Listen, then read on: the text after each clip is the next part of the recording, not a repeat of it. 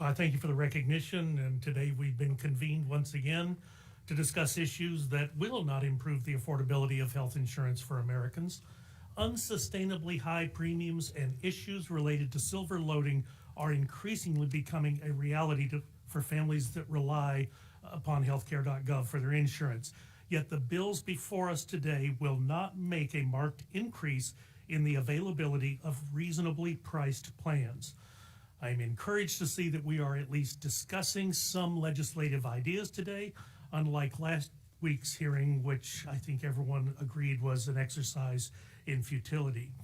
Once again, I would like to make it clear that there is bipartisan support for protecting coverage for individuals with pre-existing conditions.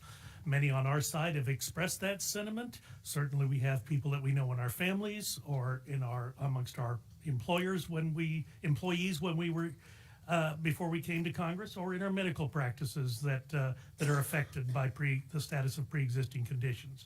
But the constituents in my district are struggling to afford their health insurance, and I'm sure the district I represent is not unique in that regard.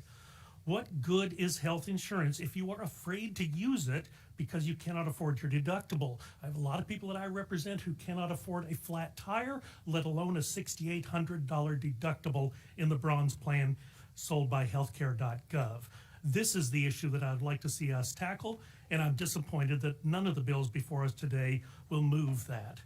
What I find most troubling about today's hearing is that our colleagues are questioning the flexibility that they put into their own law.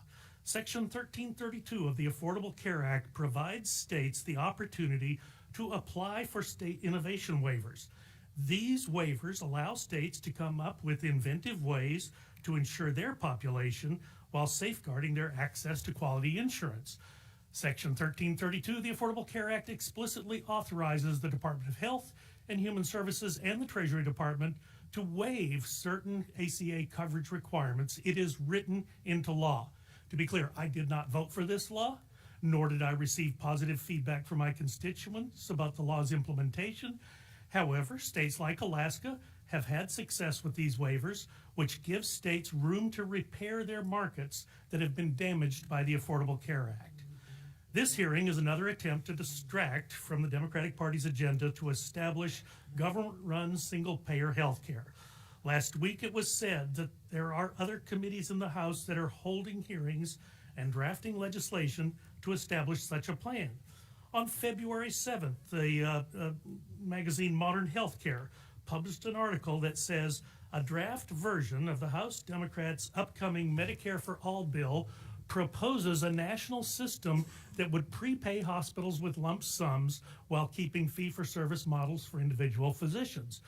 This news outlet obtained a 127-page draft that was dated January 14th, but I've yet to see such a draft. It is concerning that the media knows more than the members of this subcommittee about the details of this proposal. Based on what I have read about the supposed draft, I am concerned. I will tell you as a physician, I know that the critical doctor-patient relationship is threatened, and I do not believe that the government should hinder a doctor's ability to act in the best interest of his or her patient. According to the Modern Healthcare article, this proposal would implement a global budget, and once that is set, hospitals and institutions would need to stick to it for all outpatient and inpatient treatment. So that's what's truly concerning about this. What happens if the budget runs out? Are patients told, well, we're sorry, we're out of money. Maybe you could try this again next year. This is a recipe for waiting lines. This is a recipe for rationing care. And the sooner people understand that, the better. Meanwhile, there is a greater percentage of Americans in employer health coverage than at any time since the year 2000. The number of Americans with employer-sponsored health coverage has increased by at least 2.5 million, and probably much more than that since President Trump took office. Where are the CBO coverage figures on the expansion of employer-sponsored health plans? Because more people are working now than there were before the president took the oath. The President's Council of Economic Advisors projects that the administration's recent actions will create $453 billion in net benefits for consumers and taxpayers over the next 10 years. Again, as a holder of one of the so-called junk policies, I had a health savings account before the previous administration told me I didn't know what I was doing and couldn't manage it and took it away from me. I welcome the fact that the administration has provided this flexibility, and I'll yield back my time.